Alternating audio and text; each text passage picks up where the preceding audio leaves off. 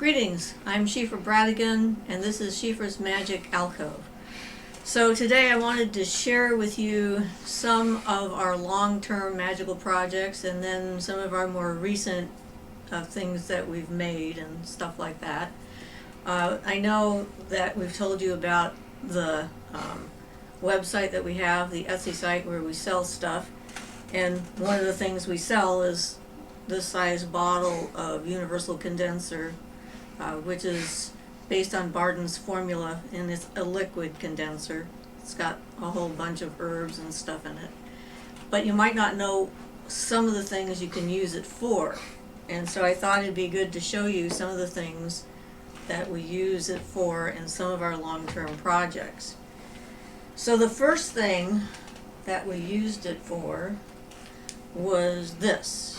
This is a hollow brass ball, and it's a globe of the earth.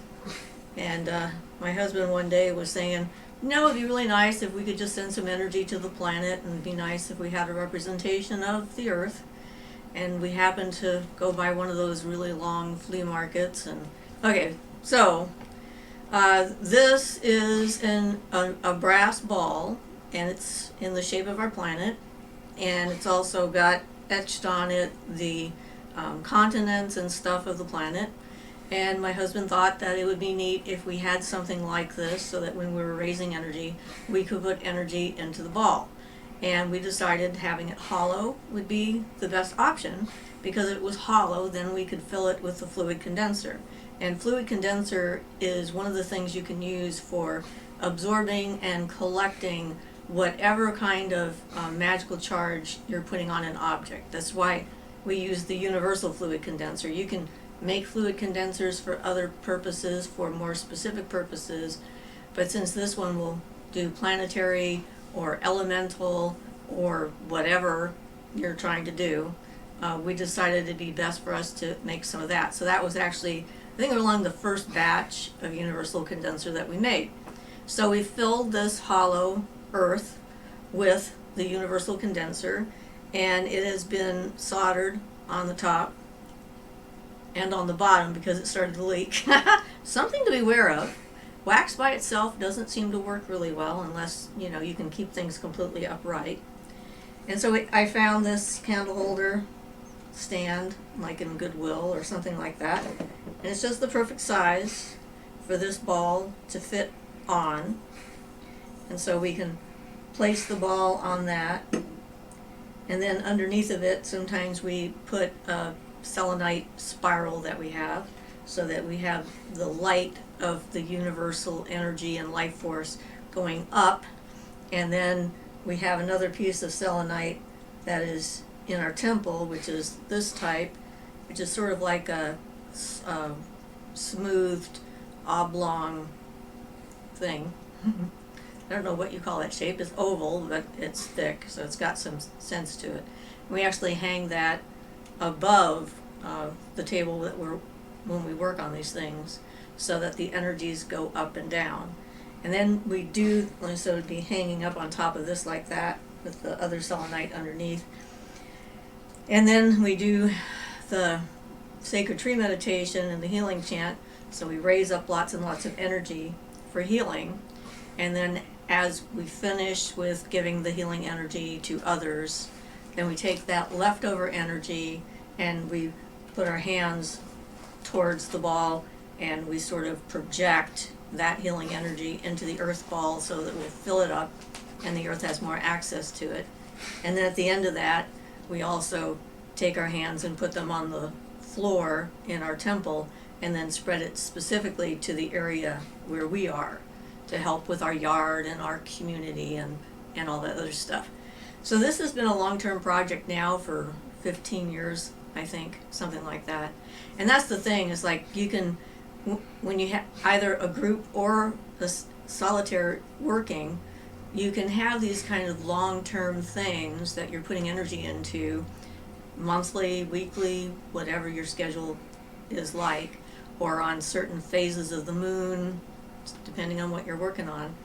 And then it will slowly continue to accumulate that energy that you're putting into it. and so it'll start to radiate outward more and more and more.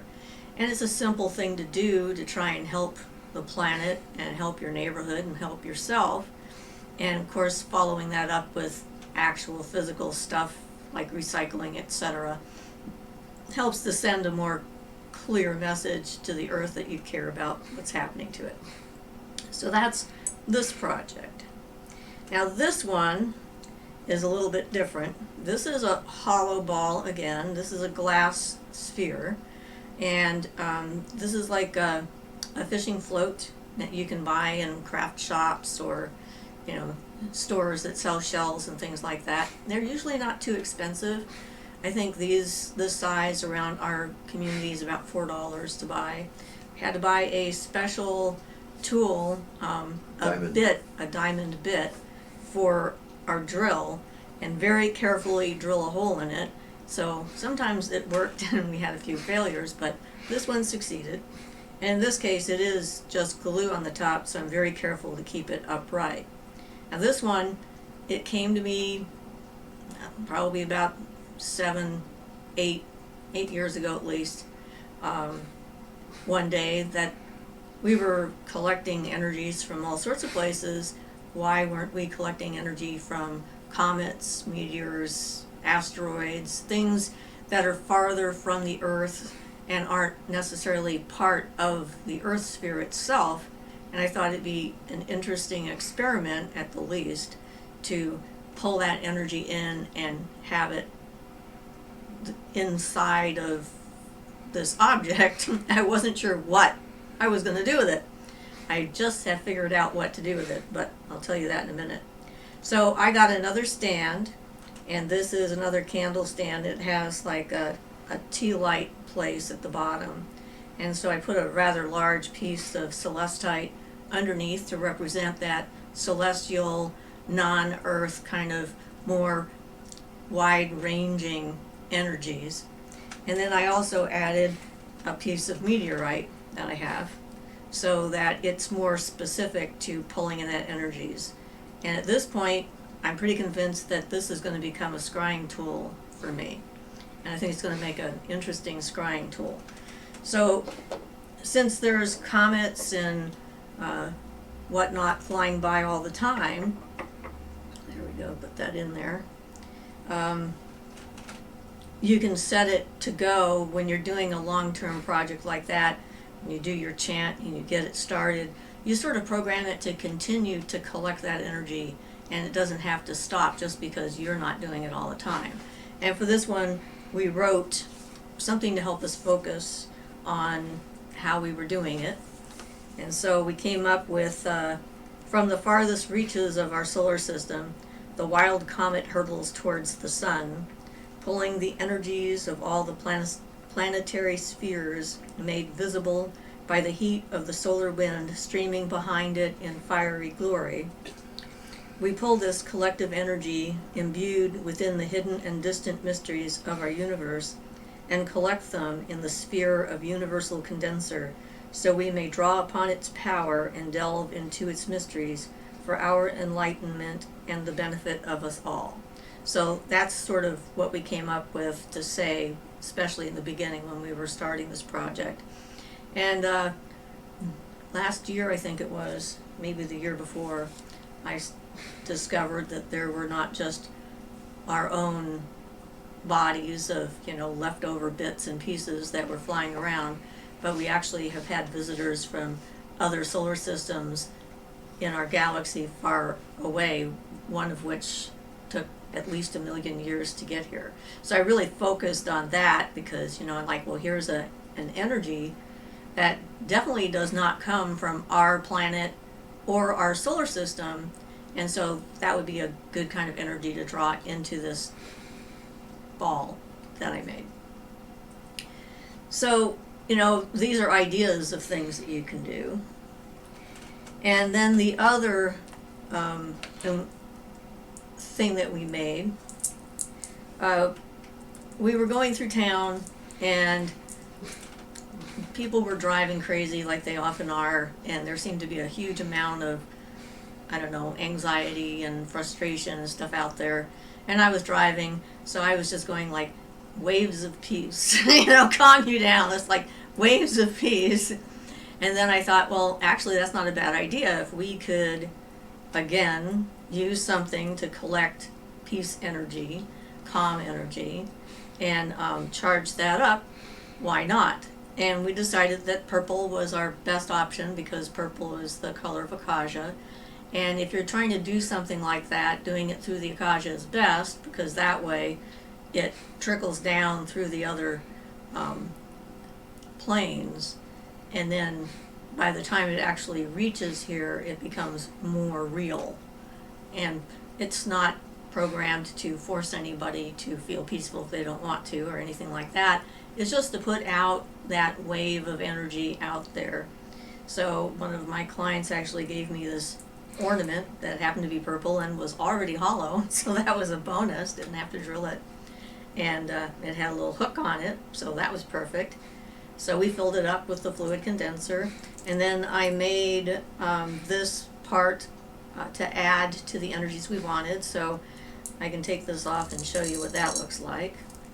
So this is basically a ring of amethysts, and of course amethysts are great for Akasha kind of stuff.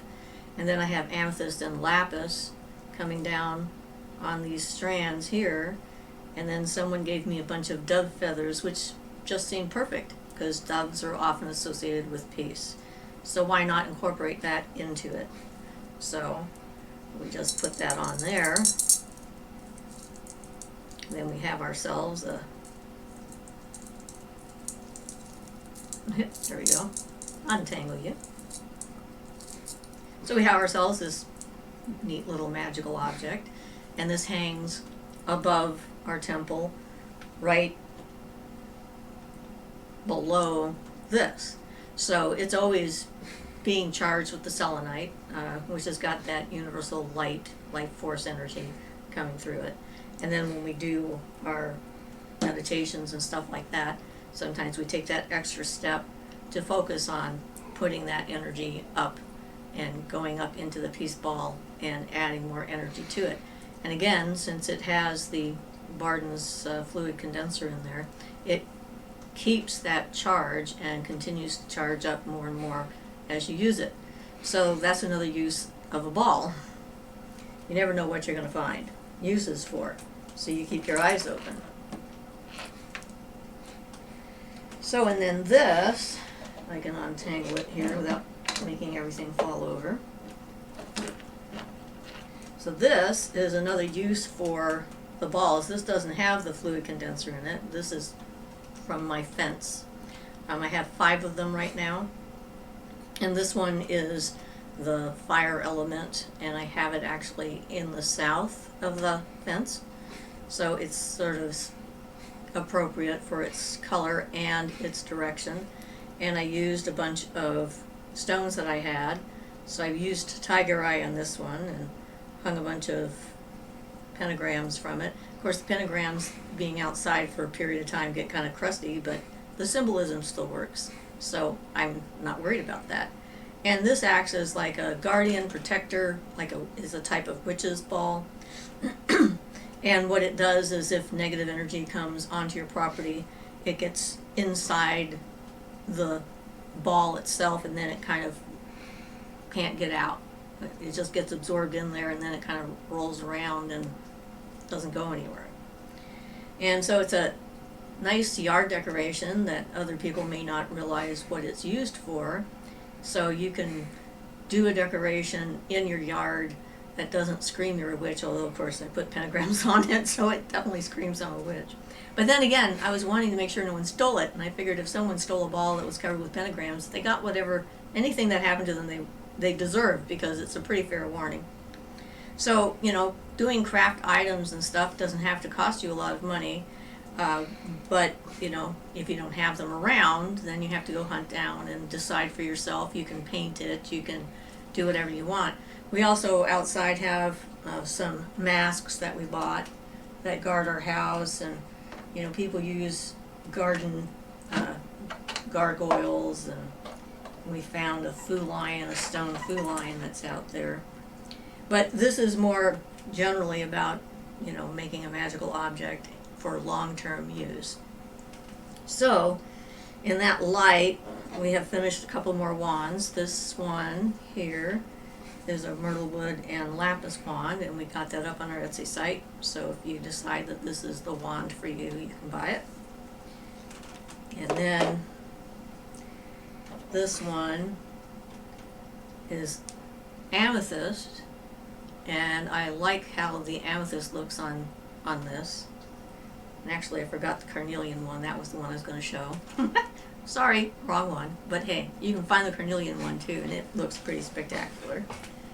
And then my husband's decided to assist in the making of the wands, and he came up with a very unique design. Another myrtle wood and rose quartz. And I really like how it doesn't have any of the wire that I like to use, except down on the handle. And so that's also up there on the site. Here, I upload you. Maybe you could show those ones now again, because they're close up. That one and the other one, you really couldn't see them. This one? Yeah. And the lapis one. 'Cause, I mean, you could see it, but you couldn't see any of the details. Okay, here's a close-up of the lapis one. Yeah, it's still not very close. I'll have to look at the website. All right. Anyway. You can find it on the website. So, the thing is that when it comes to magic, there are so many different ways that you can approach the work. You can be really precise and, you know, have a plan. Like the Enochian stuff is taking us a long time to get together because it's very picky. It's like a lot of details and that kind of thing. And we're making some progress there, and we'll talk about that hopefully soon in another video. But the thing is that there's a reason why the condenser is made and why we're selling it. Because not everyone's going to go and do all the research that my husband did to find the names of the ancient plants and what the current plants are, and then finding a source for the plants, and then putting them all together in a big, huge, giant Gold tincture. Yeah, giant pot, and then making the gold tincture to add to that. And somebody asked on our website whether they could add their own blood to it, and yes, of course. That makes it yours specifically. We don't add our blood to it, so it's not ours when we sell it. It's, you know, in its state you can use it just the way it is if you don't feel comfortable adding blood to anything, and some people don't. But, you know, so that's that. And so this week has been a little bit busy.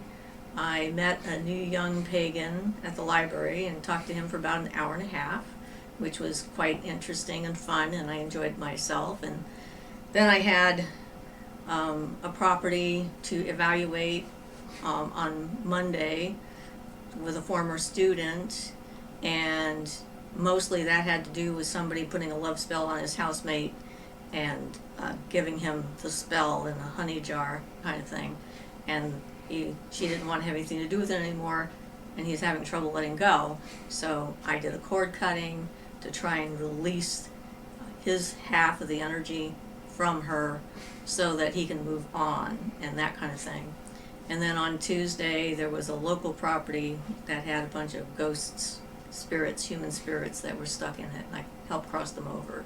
So I'm going to do a specific video just on how I learned how to open up the portal between the worlds, and I'm thinking that that might be the next one or the one right after, to explain how that happened.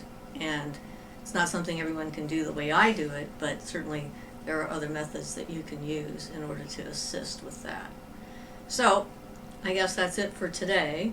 And this is Siofra Bradigan, and this has been Siofra's Magic Alcove, and blessed be.